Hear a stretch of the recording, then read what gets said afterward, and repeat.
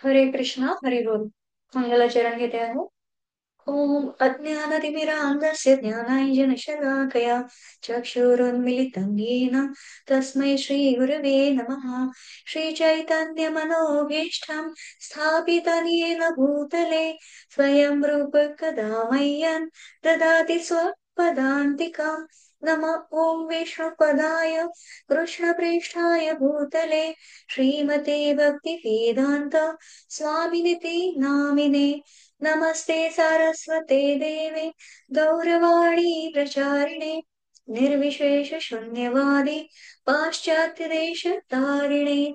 नमो महावदान्याय कृष्ण प्रेम प्रदायते कृष्णाय कृष्ण चैतन्य नाम्ने गौरत्विषे नमः. हे कृष्णा करुणा सिन्धो दीनबन्धो जगत्पते गोपेश गोपिका कान्त राधाकान्त नमोऽस्तुते. तप्त काञ्चन गौराङ्गी राधे वृन्दावनेश्वरी वृषभानुसुते देवी प्रणमामि हरिप्रिये.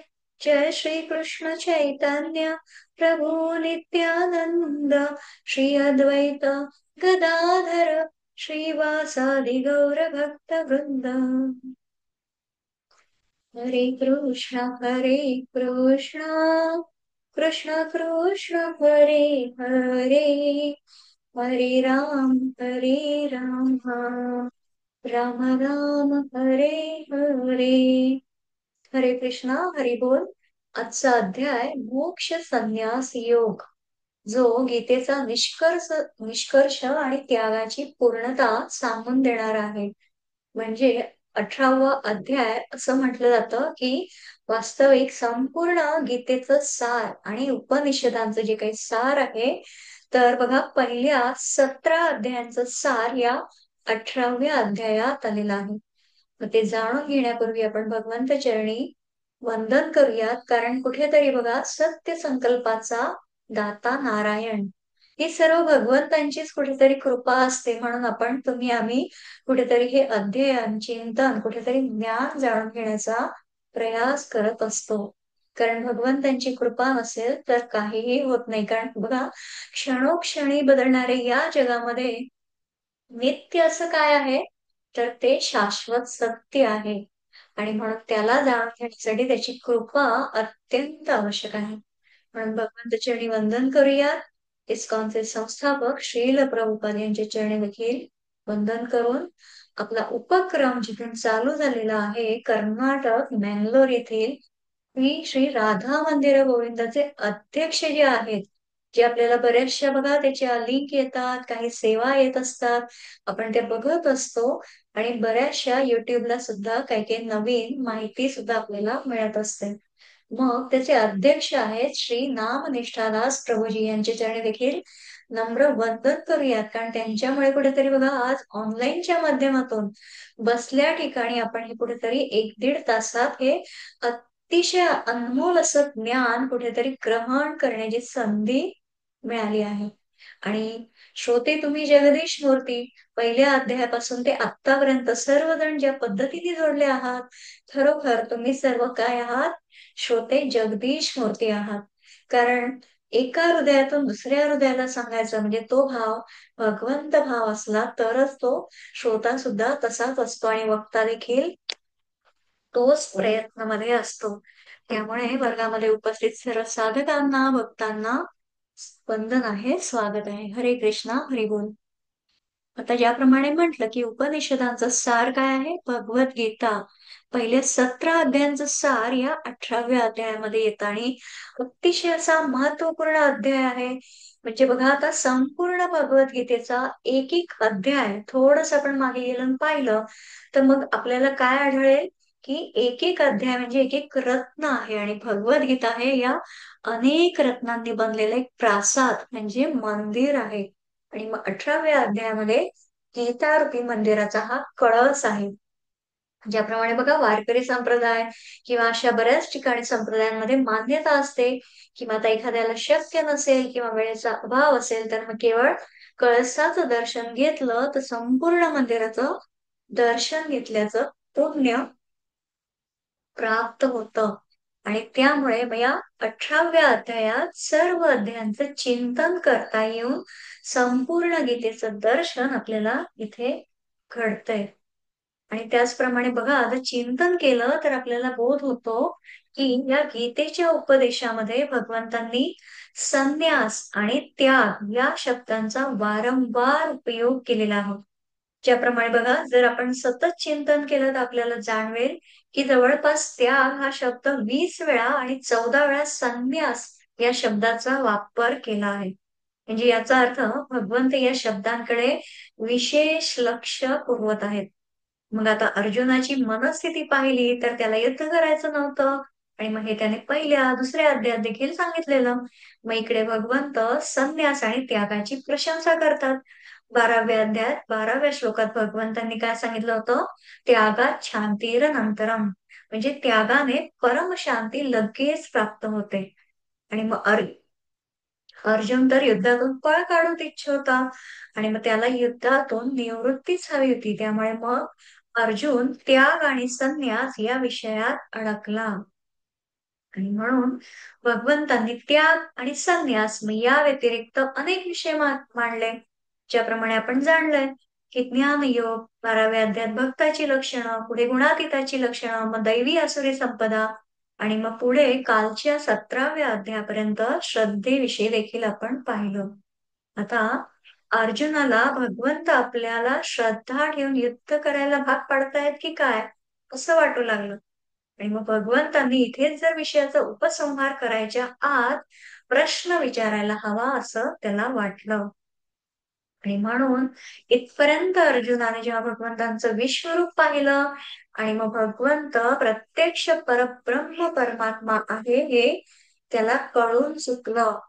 त्यामुळे मग आता त्याला जे काही विचारायचं आहे ते अंतिम असेल याची कल्पना इथे येते. आणि मग आता तो काय प्रश्न विचारत आहे पाहूया. अर्जुन उवाच संन्यासस्य महाबाहो तत्त्वमिच्छामि वेदितुम् त्यागस्य च ऋषिकेश पृथक् केशिनिषूदन. हरे कृष्णा. हरे कृष्ण. अर्जुन म्हणाला, हे महाबाहो ऋषिकेश, हे केशी निसूदन, मला त्याग आणि संन्यासाचे तत्व जाणण्याची इच्छा आहे. हरे कृष्ण. हरे कृष्णा. आता तत्व इच्छामि वेदितुम, तत्वम इच्छामि वेदितुम म्हणजे अर्जुन भगवंतांना संन्यास आणि त्याग यातला फरक सांगायला सांगत आहे. आणि मग या श्लोकामध्ये बघा, अर्जुनाने भगवंतांना 3 नावांनी संबोधित केलं आहे. महाबाहो, ऋषिकेश आणि केशी निषूदन. ऋषिकेश म्हणजे ऋषिक म्हणजे इंद्रिय, आपल्याला माहितीये. तर सर्व इंद्रियांवर ज्यांचं स्वामित्व आहे असा. केशी निषूदन म्हणजे केशी दैत्याचा ज्याने संहार केलेला. आणि मग अर्जुन म्हणतोय की दैत्यांचा केलास तसाच माझ्या अज्ञानाचा पण काय कर, संहार कर. आणि संन्यास आणि त्याग यांचा केवळ शब्दार्थ नाही तर त्यामागचा भावार्थ काय आहे, त्यामागे असणारं तत्व काय आहे ते मी जाणू इच्छित आहे. आणि मग तत्व म्हणजे काय, तर आपण ते जाणलं होतं. तत्व म्हणजे तत्, तत् म्हणजे तो, आणि तो म्हणजे त्याचा भाव. तसं वृद्धत्व असतं, मातृत्व असतं. तसं वृद्धत्व म्हणजे वृद्धाचा भाव, वृद्धापकाळ. तसंच मातृत्व म्हणजे मातेचा भाव. आणि मग न्यास म्हणजे काय, संन्यास, त्याग म्हणजे सम्यक न्यास, अर्थात चांगल्या प्रकारे केलेला त्याग. त्यामुळे बघा, वर वर पाहता संन्यास आणि त्याग हे दोन्ही शब्द समान वाटू शकतात, पण त्याच्यामध्ये ती समानता वेगळ्या प्रकाराने आहे की अर्जुन त्याचा अर्थ न विचारता त्यामागचा भावार्थ तिथे विचारत आहे. आणि मग भगवंत त्याचं थेट उत्तर न देता आधी काय काय इतर ज्ञानवंतांनी, योगींनी काय सांगून दिलं आहे तर ते त्याचं वर्णन भगवंत करून सांगतायत. आणि मग अंतिम नंतर त्यांचा मत इथे वर्णन करतात. श्लोक दुसरा बघूया. श्री भगवानुवाच काम्यानां कर्मणान्यासं संन्यासं कवयो विदुः सर्वकर्मफलत्यागं प्राहुस्त्यागं विचक्षणाः. हरे कृष्णा. हरे कृष्ण. श्री भगवान म्हणाले, भौतिक इच्छांवर आधारलेल्या कर्मांच्या त्यागाला विद्वज्जन संन्यास असे म्हणतात आणि सर्व कार्यांच्या फलाचा त्याग करणाऱ्याला बुद्धिमान लोक त्याग असे म्हणतात. हरे कृष्ण. हरे कृष्ण. आता बघा, संन्यास म्हणल्यावर आपल्या समोर काय येतं? भगवे वस्त्र धारण केलेला, घरदाराचा त्याग केलेला असा मनुष्य येतो. पण संन्यास शब्दाचा अर्थ या परिधानापुरता, बाह्य वेशापुरता आहे का? नाही. मग त्याग करणाऱ्या व्यक्तीच्या मनातील भावना यापेक्षा अधिक महत्वाची असते. म्हणजे ही भावना अर्जुन जाणून तरी इच्छित होता. म्हणजे मनात ज्या भक्तांबद्दल मोह होता, स्वजनांबद्दल त्याच्यामध्ये तो मोह जागृत झाल्यामुळे मग युद्ध सोडून संन्यास घ्यावा अशी इच्छा अर्जुनाच्या मनात आलेली होती. आणि मग आपल्यालाही बघा, कधी कधी असं वाटतं की सर्व या प्रापंचिक अडचणी त्यागून कुठेतरी एकांतात जाऊन ध्यानधारणा करावी. आणि संन्यास घेण्याची उत्सुकता मनात असल्यामुळे आता अर्जुन त्याचा भावार्थ जाणून इच्छित आहे. म्हणजे काम्य कर्माच्या त्याग म्हणजे संन्यास असं कवींनी म्हटलेलं आहे. आता काम्य कर्म म्हणजे ज्यामुळे आपल्या कामना अर्थात इच्छा पूर्ण होतात असं कर्म. म्हणजे बघा, भौतिक जगतामध्ये मग मोठं घर, मोठी गाडी, मोठं पद, म्हणजे नगरसेवक, आमदार, खासदार असे अनेक पदांवरती अशा प्रकारच्या सर्व कामना पूर्ण होण्यासाठी मनुष्य जे कर्म करतो त्यांना काम्य कर्म म्हणतात. काही ज्ञानी लोक असं मानतात की कामनापूर्ती होईल असं कोणतंही कर्म करू नये. त्याच्या पुढे सांगितलं आहे की काही विचक्षण, विचक्षण म्हणजे विचारवंतांचं असं मानणं आहे की कोणतंही कर्म केलं आणि त्याच्या फळाची इच्छा ठेवली नाही तर तो त्याग आहे. आणि त्यामुळे त्यासाठी कर्म त्यागण्याची आवश्यकता नाही. अशा प्रकारे भगवंतांनी इथे विविध प्रकारच्या लोकांचा मतप्रवाह सांगितलेला आहे. पुढे जाऊन बघूया. त्याज्यं दोषवदित्येके कर्म प्राहुर्मनीषिणः यज्ञदान तपः कर्म न त्याज्यमिति चापरे. हरे कृष्ण. हरे कृष्ण. काही विद्वज्जन घोषित करतात की सर्व प्रकारच्या सकाम कर्मांना दोषपूर्ण समजून त्यागले पाहिजे. परंतु इतर विचारवंतांचे असे म्हणणे आहे की यज्ञ, दान, तप अशा कर्मांचा कधीही त्याग करू नये. हरे कृष्ण. हरे कृष्ण. आता बघा, काम्य जे कर्म आहेत ते कसे आहे? दोषपूर्ण, म्हणून त्यांचा त्याग करावा असं काही ज्ञानी लोकांचं म्हणणं आहे का? तर कर्मामुळे फलाची प्राप्ती होते आणि त्या फळाच्या प्राप्तीसाठी मनुष्य कर्म करत राहतो आणि त्यातच अडकून बसतो. आणि म्हणून मग यज्ञ, दान, तप या कर्मांचा कधीच त्याग करू नये असं दुसऱ्या प्रकारचे ज्ञानी मानतात. मग गीतेच्या संदर्भात यज्ञाचा अर्थ आपण जाणलाय, कर्तव्य कर्म. आणि मग यज्ञ सर्वांच्या कल्याणासाठी संघटित रूपात केलं जाणारं कार्य म्हणजे यज्ञ. ज्याप्रमाणे बघा, आपण इस्कॉन द्वारा गीतेचा प्रसार, प्रचार, अध्ययन, चिंतन करत आहोत, ही जी सेवा नवीन नवीन साधक आपल्याला इथे देतात, तर मग ते काय कार्य आहे? यज्ञच आहे. पुढे सांगितलं आहे दान. दानम संविभाग, म्हणजे अन्नदान, अर्थदान एवढ्यापुरतं दान सीमित असतं का? नाही. काल आपण पाहिलं, तर आपल्याला जे काही शक्य आहे त्याचं दान करावं. जसं बघा, वेळेचं दान आहे, ज्ञानदान आहे, रक्तदान आहे. आणि मनुष्याच्या जीवनाच्या दोन काळ असतात. एक म्हणजे काय आहे? आदान काळ आणि प्रदान काळ. आदान काळ म्हणजे काय? त्याच्यामध्ये ब्रह्मचर्य आश्रम, म्हणजे मनुष्य जेव्हा बालक याच्यामध्ये असतो, मग माता पिता, शिक्षक, गुरुजन, समाजातील इतर लोकांवर अवलंबून असतो आणि मग त्या काळात त्याने इतरांकडनं ज्ञान, संस्कार ग्रहण करायला हवेत. आणि मग प्रधान काळात जेव्हा गृहस्थाश्रमामध्ये येतो, तो समर्थ होतो, मग त्याने ज्या सर्वांकडनं जे काही संस्कार, ज्ञान ग्रहण केले त्या सर्वांना शक्य होईल ते प्रदान करावं. पुढे सांगितलं आहे तप. तर तप स्वधर्म वर्तित्व, म्हणजे स्वधर्माचं पालन, कर्तव्य कर्म करण्यासाठी स्वतःला दिलेले कष्ट म्हणजे तप. मग मग आता यावर भगवंतांचं मत काय आहे ते जाणून घेऊया. निश्चयं शृणु मे तत्र त्यागे भरतसत्तम, त्यागो हि पुरुषव्याघ्र त्रिविधः संप्रकीर्तितः. हरे कृष्ण. हरे कृष्ण. हे भरतश्रेष्ठ, आता त्यागाबद्दलचा माझा निर्णय ऐक. हे नरशार्दूल, शास्त्रामध्ये 3 प्रकारच्या त्यागांचे वर्णन केलेले आहे. हरे कृष्ण. हरे कृष्ण. आता भगवंतांचं अंतिम मत, कारण भगवंत त्रिकालज्ञानी आहे, आपले चालक मालक पालक आहेत, आणि मग ते काय सांगतायत की त्यागाविषयीच आता माझं निश्चित मत तू काय आहे ते ऐक. मग प्रकृती कशी आहे? त्रिगुणात्मक आहे. आपलं देह त्याच प्रकृतीपासून बनलं आहे, तर मग त्यामध्ये तीनही गुण सामावलेले आहेत. मग त्यामुळे सर्व जीव, समाज, समस्त सृष्टी यात या 3 गुणांचा खेळ चालू असतो. त्यामुळे सदैव हे लक्षात ठेवायला हवं. आपण जेव्हा बघितला होता त्रिगुणात्मक त्याचा सत्व रज 3 गुणांचा तमाचा प्रभाव, तर त्यामुळे त्याग देखील या 3 गुणांमध्ये बद्ध आहे. त्यामुळे तो त्याग देखील 3 प्रकारचा बनला आहे. जो आपण बघितला होता काल 17.2 मध्ये. त्रिविधा भवती श्रद्धा देहिनां सा स्वभावजा, सात्विकी राजसी चैव तामसी चेतितां शृणु. म्हणजे बघा, प्रत्येक जीवासाठी 3 प्रकारची श्रद्धा असते. मग त्याचप्रमाणे त्याग देखील सात्विक, राजसिक आणि तामसिक असतो. आणि मग तो कशा प्रकारे असतो?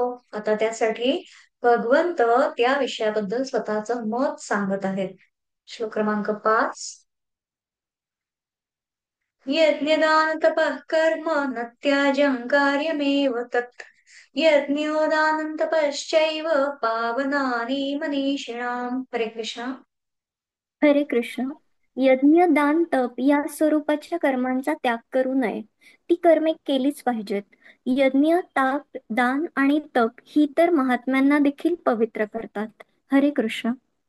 हरे कृष्ण. आता बघा, यज्ञ, दान आणि तप यासारखं कर्म सामान्य काय तर ज्ञानी मनुष्यालाही पावन करणार आहे. त्यामुळे त्यांचा कधीही त्याग करू नये.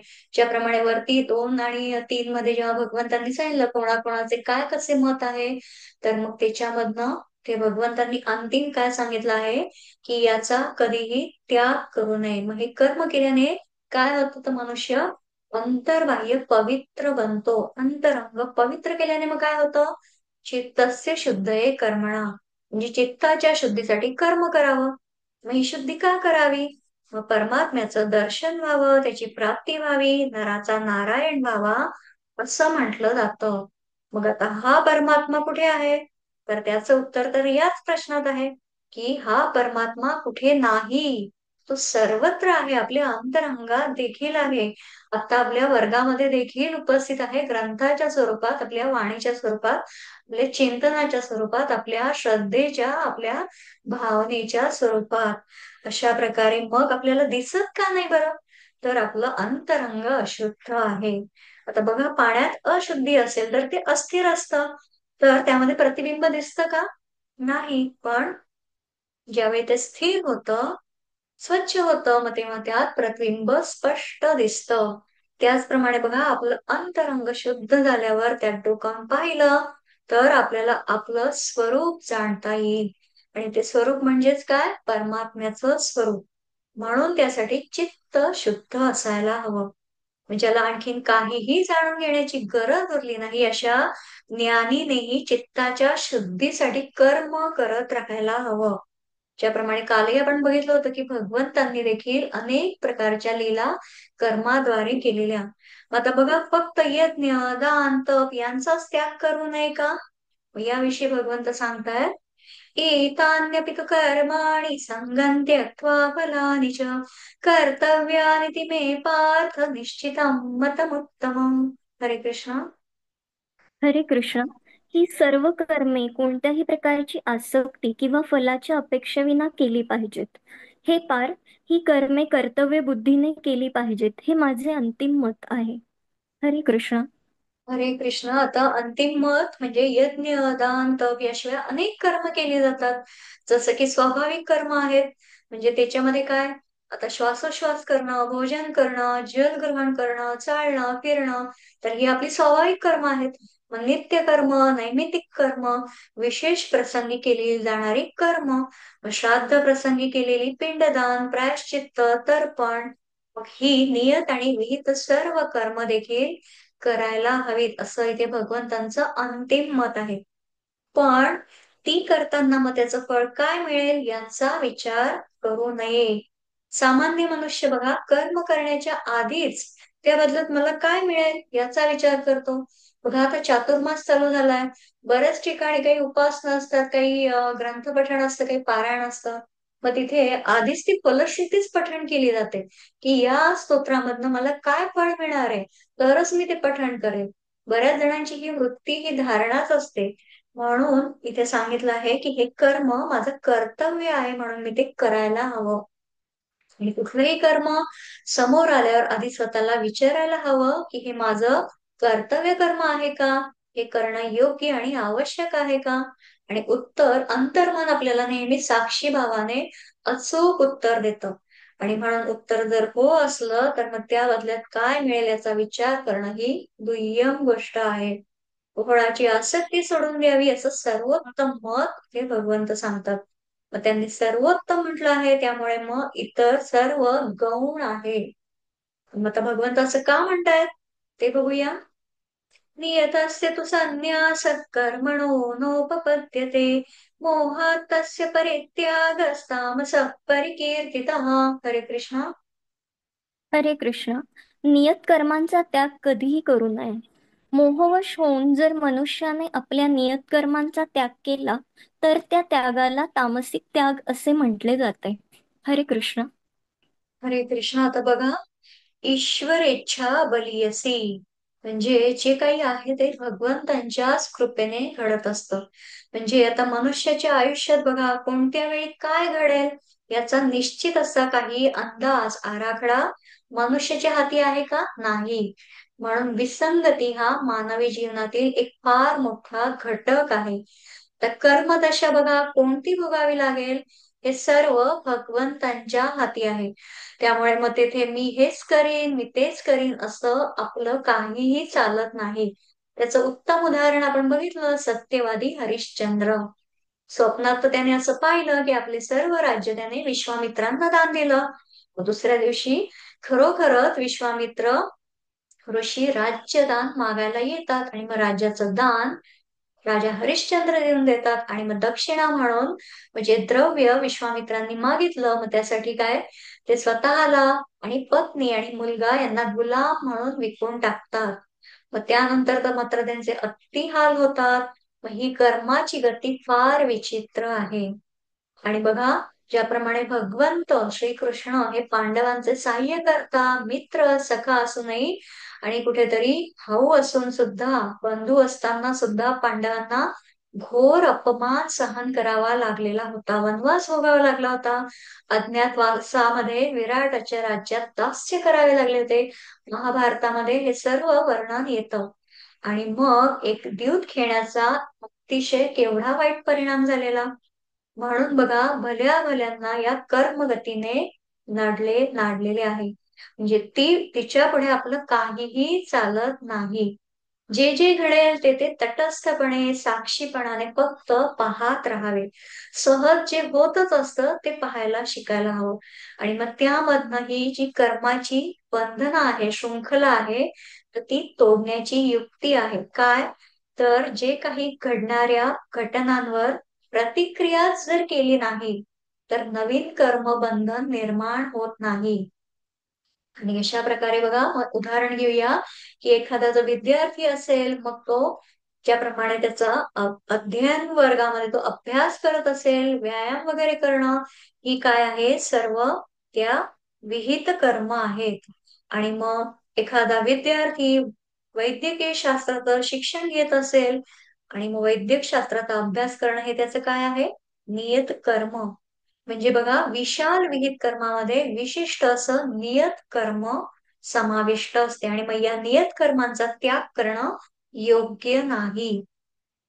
त्यामुळे मग भगवंत इथे अर्जुनाला सांगतात की अर्जुना तू क्षत्रिय आहेस, युद्ध करणं तुझं कर्तव्य अर्थात नियत कर्म आहे, ते त्यागणं उचित नाही. ज्याप्रमाणे आता आपण म्हणलं की अर्जुनाला या आप्तस्वकीयांचा मोह निर्माण झाला, म्हणून मग तो आपलं नियत कर्म कुठेतरी त्यागू पाहत होता. म्हणजे काय, हा मोह म्हणजे काय आहे, अज्ञान. आणि मग त्या अज्ञानामुळे कर्माचा त्याग करणं याला भगवंत तामस असं म्हणतात. आणि मग तो तामस त्याग देखील नाही तर अंधकार आहे. आणि मग अर्जुन जेव्हा युद्धभूमीचा त्याग करून संन्यास घेऊन जरी निघून गेला असता तरी त्याचं मन युद्धभूमीवरच अडखळलेलं असतं. त्यामुळे तो त्याग होऊ शकला नसता. आपणही देखील बघा कधी कधी मोहाच्या अधीन होऊन चांगल्या कर्मांचा त्याग करतो. उदाहरण घरातलंच घेऊया एखादं, की घराची साफसफाई करायचं ठरवतो पण मग मोबाईल डिव्हाइस काय लॅपटॉप हातामध्ये घेऊन व्हॉट्सअप मध्ये उघडून बघणं, नको त्या रील्स बघणं, व्हिडिओ बघणं, चॅट करणं, अशामध्येच कित्येक वेळ जातो समजतही नाही. मग त्यामध्ये तर सफाई किंवा इतर कर्म बाजूलाच राहतं. तर त्यामुळे हा सारासार विचार करण्याची प्रेरणा इथे आपल्याला भगवद्गीता देते. मग आता पुढे राजसी त्याग काय आहे त्याबद्दल जाणून घेऊया. दुःखमित्येव यत्कर्म कायक्लेशभयात् त्यजेत् सकृत्वा राजसं त्यागं नैव त्यागफलं लभेत. हरे कृष्ण. हरे कृष्ण. जो मनुष्य नियत कर्मांना कष्टप्रद समजून किंवा ते शरीराला क्लेश देतील या भीतीने त्यांचा त्याग करतो, त्याच्याबद्दल असे म्हटले जाते की त्याने रजोगुणात त्याग केला आहे. असे कार्य कधीही त्यागाच्या उन्नतीच्या दिशेने नेत नसते. हरे कृष्ण. हरे कृष्ण. आता हे जे वर्णन आहे हे राजसी त्यागाबद्दल, म्हणजे बघा कधी कधी दोन महत्वाची कामं येतात मग एका वेळेस समोर येतात आणि मग तेव्हा जे काम कर्म सोपं वाटतं, ज्यात कमी कष्ट आहेत असं कर्म निवडलं जातं. मग दुसरं त्याग केला जातो. म्हणजे अधिक आवडीचं कर्म करतो आणि कमी पसंतीचं त्यागतो. मग त्यासाठी बघा अनेकदा असुविधांचे कारण बहाणे देखील दिले जातात. तशाप्रमाणे बाहेर पाऊसच पडतोय, जवळ छत्रीच नाही म्हणून एखादं कर्म केलं नाही, अशी विविध प्रकारची कारणं पुढे दिली जातात. तसंच हे शारीरिक त्रासाच्या भीतीने कर्म जर त्यागलं तर त्याला राजसी त्याग म्हटलं जातं. आणि कर्म त्यागल्यामुळे मग त्या कर्माचं फळ देखील मिळत नाही. पुढे आहे सात्विक त्याग कसा आहे. कार्यमित्येव यत्कर्म नियतं क्रियतेऽर्जुन संगं त्यक्त्वा फलं चैव सत्यागः सात्विको मतः. हरे कृष्ण. हरे कृष्ण. हे अर्जुन, ज्यावेळी मनुष्य नियत कर्म करायलाच हवे म्हणून करतो आणि सर्व प्रकारची भौतिक संगत आणि फलाची आसक्ती सोडून देतो, त्यावेळी त्याचा त्याग सात्विक समजला जातो. हरे कृष्ण. हरे कृष्ण. आता त्याग आणि तो पण सात्विक म्हणजे कसं, तर आता जे माझं नियत कर्म आहे मग ते त्याची वेळ झाली की कोणत्याही परिस्थितीत केलंच पाहिजे. इथे नियत कर्म हा शब्द बघा अतिशय महत्वाचा आहे. म्हणजे काय, कर्तव्य कर्म, कोणतंही बिन महत्वाचं काम नाही. नवीन एखादा ज्याप्रमाणे जे काही कार्य असेल ते उत्साहाने करणं, तर मग या कर्माला नियत कर्म म्हटलेलं आहे. आणि मग इथे ते कसं आहे सात्विक. म्हणजे बघा आता इथे की फळाची त्यामागची आसक्ती सोडून द्यावी लागते आणि मग बदल्यात काहीतरी मिळावं, वस्तू मिळावी, नाव व्हावं अशी अपेक्षा न ठेवता जे कर्म केलं जातं म्हणजेच फळाच्या आसक्तीचा त्याग केला जातो, तेव्हा ते काय आहे सात्विक त्याग. इथे कर्माचा त्याग झालेला आहे का, नाही, तर त्या बदल्यात मिळणाऱ्या फळाच्या आसक्तीचा त्याग. अतिशय महत्वाचा हा विषय आहे. तर मनुष्य बघा कधी कधी समाजाला देणं माझं कर्तव्य आहे या भावनेने समाजसेवा करतो. पण हळूहळू त्याला जेव्हा ते पद प्रतिष्ठा मिळू लागते, मग ते पद खुर्ची कायम राहावी, मग ती त्याची आसक्ती वाढू लागते. आणि मग त्याच्यामध्ये मग ते जे कर्म केलं जातं त्यातून सात्विक भाव हरपून जातो. हा पण इथे फरक सांगितलेला आहे. पुढे बघूया. न द्वेष्ट्य कुशलं कर्म कुशलेनानुषज्यते त्यागी सत्त्वसमाविष्टो मेधावी छिन्न संशयः. हरे कृष्ण. हरे कृष्ण. सत्वगुणात स्थित असलेला बुद्धिमान त्यागी अशुभ कर्मांचा द्वेष करीत नाही अथवा शुभ कर्मात आसक्त राहत नाही. अशा बुद्धिमान त्यागी मनुष्याला कर्माविषयी काहीच संशय नसतात. हरे कृष्ण. हरे कृष्ण. आता बघा त्याग जाणून घेतला आपण सगळा, मग आता खरा त्यागी कोण, मग हे देखील जाणून घ्यायला हवं. मग काय करावं काय करू नये याबद्दल ज्याच्या मनात अजिबात संशय नसतो. आपण बघितलं होतं संशय आत्मा विनश्यती, कशा प्रकारे मग तो विनाशाला कारणीभूत होतो. माणूस संशय रहित असलेला, मनात स्पष्टता असते, संकल्पना सर्व स्वच्छ असतात आणि त्याप्रमाणे तो आवश्यक कर्म करतो, तो खरा बुद्धिमान आणि मेधावी म्हटलेला आहे. म्हणजे एखादं कर्म करण्यात कुशलता नसली तरी ते करणं आवश्यक असल्याने कर्माचा द्वेष न करता तो ते पार पाडतो.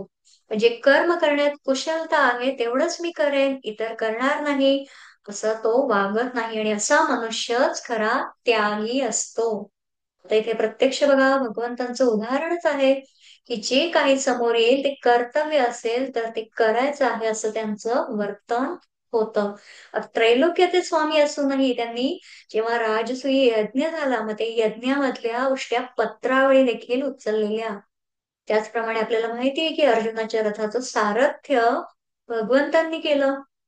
सारथ्य म्हणजे फक्त रथाचंच काम केलं का, रथ चालवणं एवढंच केलं का, नाही.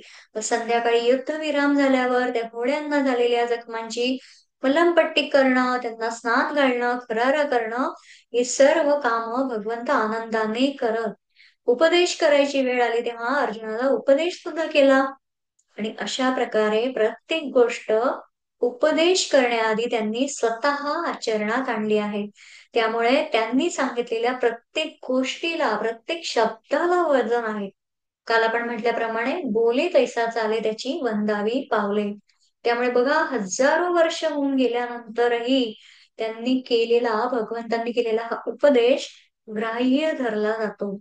भगवंत म्हणतायत की जे कर्तव्य आहे ते करायला हवं आणि ते मला आवडतं की नाही, ते मला जमतं की नाही याचा विचार करू नये.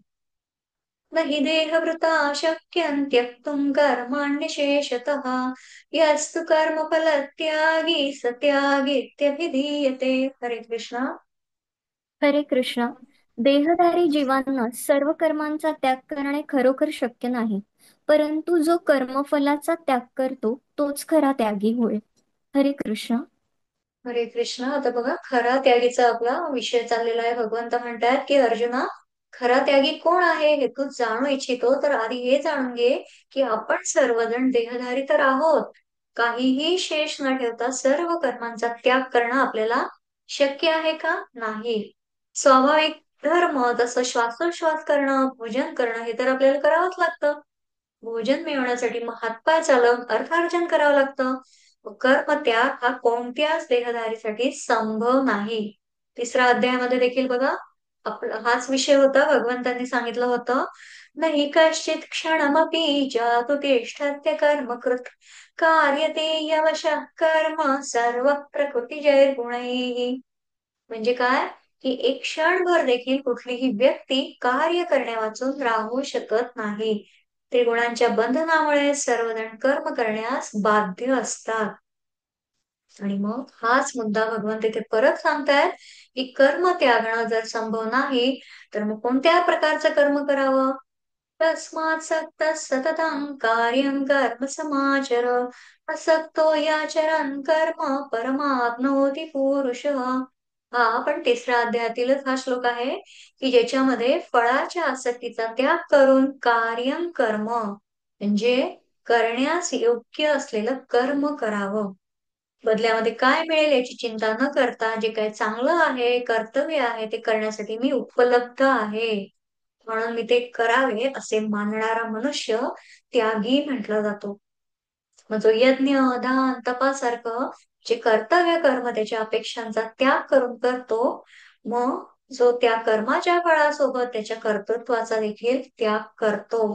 म्हणजे हे कर्म मी केले या भावनेचा सुद्धा त्याग करतो. तोच खरा त्यागी आहे. मग या ज्या कर्मांचे फळ 3 प्रकारचे असते. मग त्या कर्माच्या होण्यामध्येच हेतू कोण बनवत असतो मग ते पाहूया. अनिष्टमिष्टं मिश्रं च त्रिविधं कर्मणः फलं भवत्यत्यागिनां प्रेत्य न तु संन्यसिनां क्वचित्. हरे कृष्ण. हरे कृष्ण. जो त्यागी नाही त्याला मृत्यूनंतर इष्ट, अनिष्ट व मिश्र असे 3 प्रकारचे कर्मफल प्राप्त होते.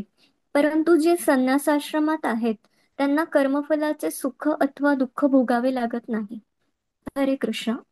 हरे कृष्णा, आता कर्म केले पण फळाचा त्याग केला नाही तर त्यातून काहीतरी फळ मिळतच. मग ते कधी इष्ट म्हणजे अनुकूल सुखकारी मिळतं, कधी अनिष्ट मिळतं, प्रतिकूल किंवा दुःखकारक मिळतं. तर कधी इष्ट आणि अनिष्ट, अनिष्टम मिष्टम मिश्रणच म्हणजे हे मिश्रण युक्त असतं. अशा तीन प्रकारची फळं कधी याच जन्मात तर कधी मृत्यूनंतर पुढील कोणत्या तरी जन्मात मिळतच असतात. फळ काय आणि केव्हा मिळेल हे आपल्या हातात असतं का? नाही. पण ते मिळतं मात्र नक्की. पण ज्याने कोणतीही अपेक्षा न ठेवता कर्म केलेलं असतं, मग त्याला त्या कर्माचं फळ भोगावं लागत नाही.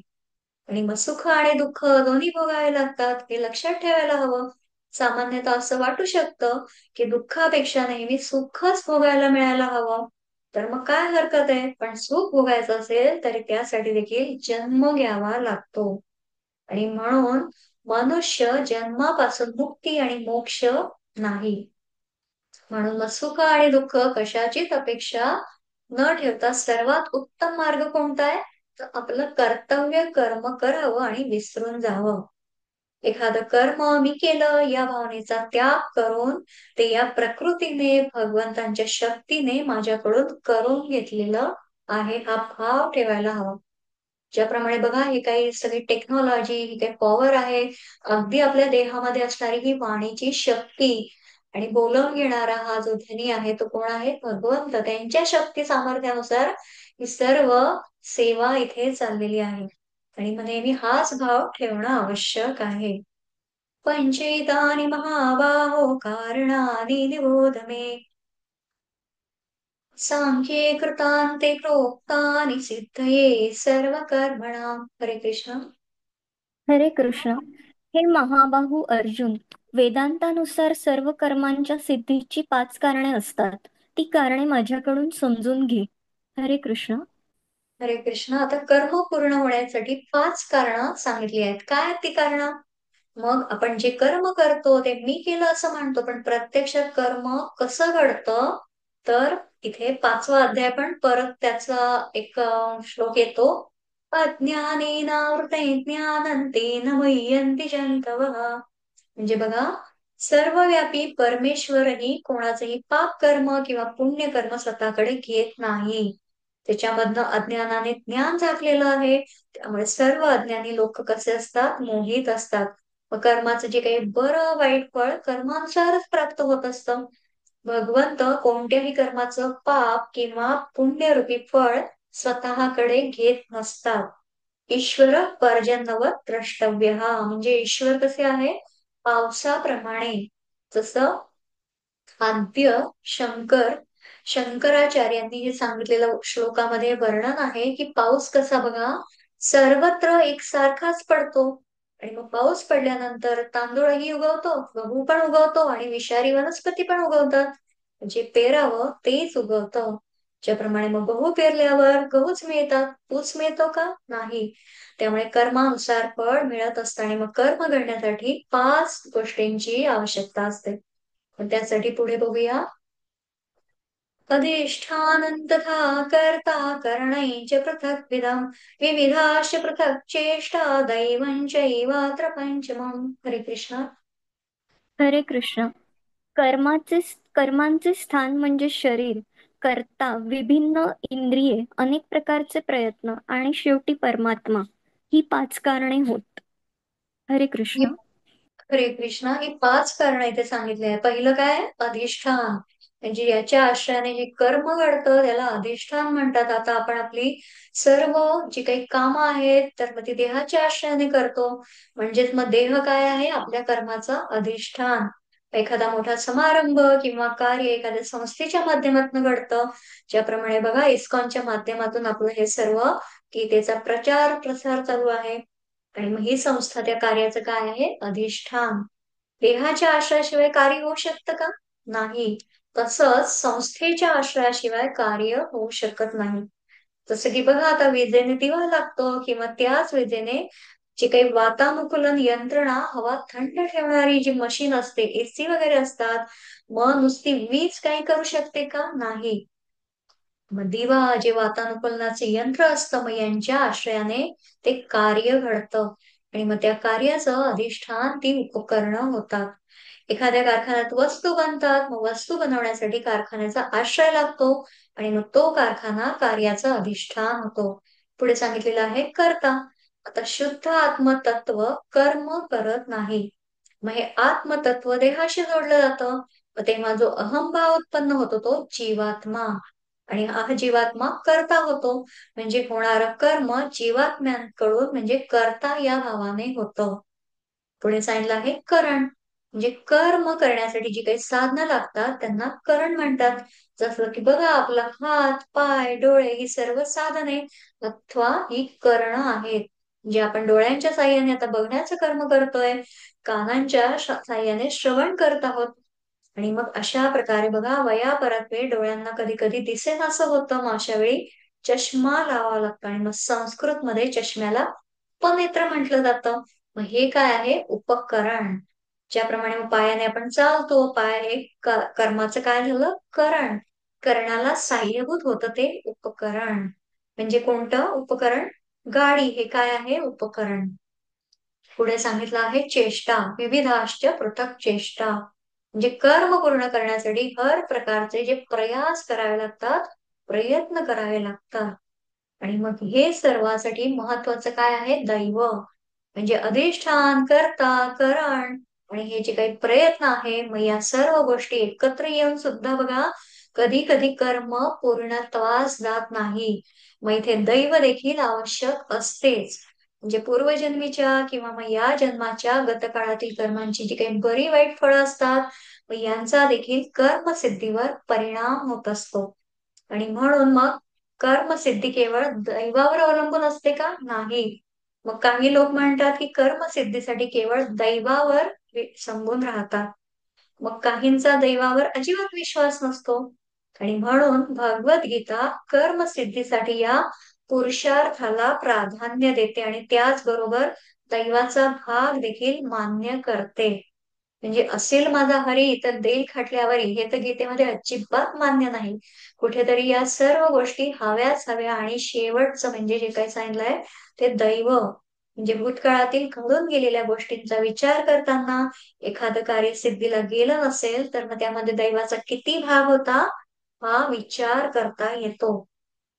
पण भविष्य काळातील कार्यांसाठी मग अधिष्ठान, कर्ता, करण आणि प्रयत्न यांचाच फक्त विचार करायला हवा. म्हणजे जर माझं नशीब असेल, जर माझ्या भाग्यात असेल, तर या सर्व संकल्पना चुकीच्या आहेत. भगवद्गीता इथे पूर्ण निषेध करते या गोष्टींचा. आणि त्याच्यामुळे अधिष्ठान, कर्ता, करण आणि प्रयत्न याच पूर्ण याच्यावरती भगवद्गीता भगवंत आपल्याला सांगून देतात, जोर देतात. जसं की बघा, आता दैवाचा विचार करू नये. पण आता विद्यार्थी परीक्षेला बसलेला असतो आणि तो अतिशय मेहनत करून अभ्यास करतो. परीक्षेला लागणारे सर्व लेखन साहित्याची जुळवाजुळव करतो आणि मग हे सर्व पुरुषार्थामध्ये येतं. पण ऐन परीक्षेच्या दिवशी जर तो तापाने फणफणला आणि मग त्यामुळे त्याला परीक्षेसाठी जाताच नाही आलं, तर मग मात्र हा त्याच्या दैवाचा भाग होतो. कालचंच उदाहरण घेऊया ना. आता काल बघा, ज्या पद्धतीने 5 मिनिटासाठी लाईट गेले, नेट बंद झालं, आपण सगळं थांबून गेलो का? नाही. आपण परत लाईट आले, परत चालू केलं, परत सगळ्यांनी आपलं चिंतन, अध्ययन वर्ग पूर्ण केला. मग आपण दैवावर जर अवलंबून राहिलोच असतो तर मग कसं झालं असतं?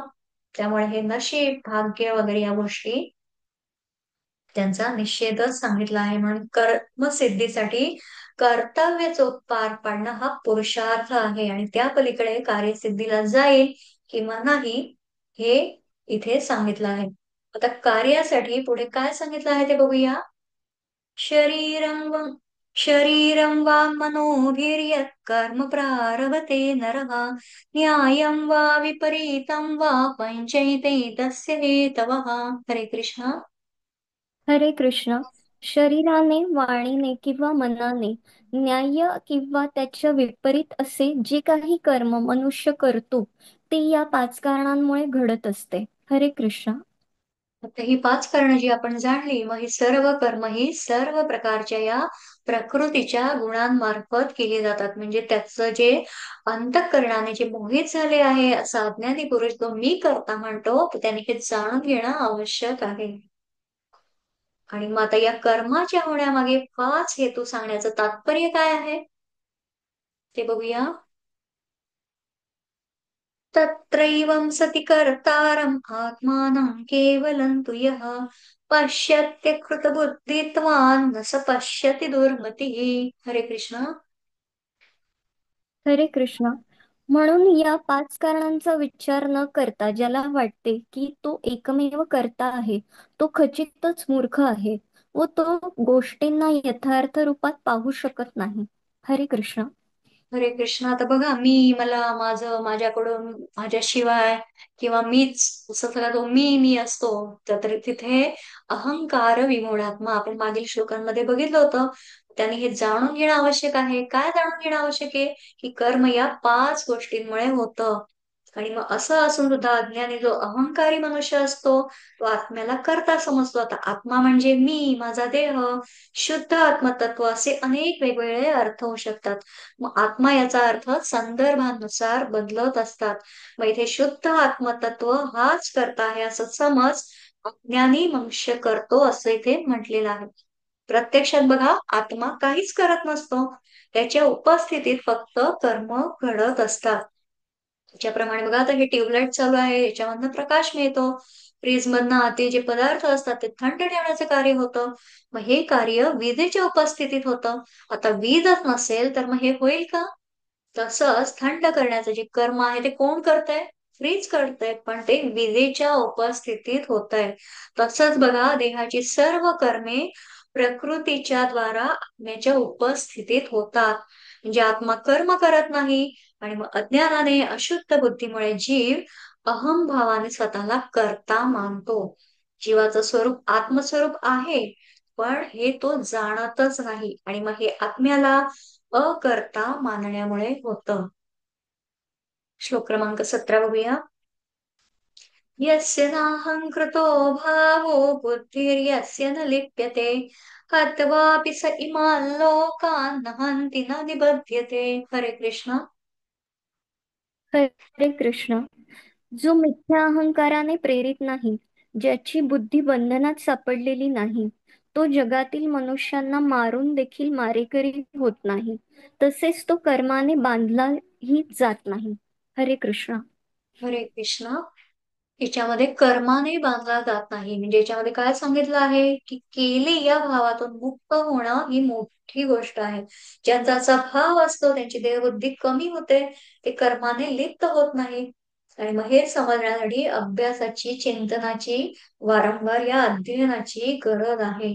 ज्याप्रमाणे दुसऱ्या अध्यायात बघा, भगवंत अर्जुनाला म्हटले होते, ये एनं वेत्ति हन्तारं यश्चैनं मन्यते हतम् उभौ तौ न विजानीतो नायं हन्ति न हन्यते. म्हणजे काय? की जो या आत्म्याला मारणारा असं समजतो, तसंच जो हा आत्मा मेला असं समजतो, ते दोघं काय आहेत? अज्ञानी आहेत. का? तर हा आत्मा वास्तविक पाहता कोणाला मारतो का? नाही. कोणाकडून मारला जातो का? नाही. या पाठीमागचं तत्व जाणणं आवश्यक आहे. आणि अहंकार गेल्यानंतरच्या अवस्थेचं हे वर्णन आहे. जेव्हा बघा, धर्मराज युधिष्ठिरांना यक्ष प्रश्नामध्ये एक प्रश्न विचारला होता यक्षाने, की सर्वात पूज्य कोण आहे? मग त्यावर त्यांनी उत्तर दिलं युधिष्ठिर महाराजांनी, की ज्यांचा अहंकार नष्ट झाला तो सर्वात पूज्य आहे, असं उत्तर दिलेलं होतं. आणि मग आता जाणूया की कर्माबरोबर मग आत्म्याचा संबंध नाही. कर्म कोणाच्या प्रेरणेनं होतं आणि कर्मामध्ये हेतू कोण बनतो?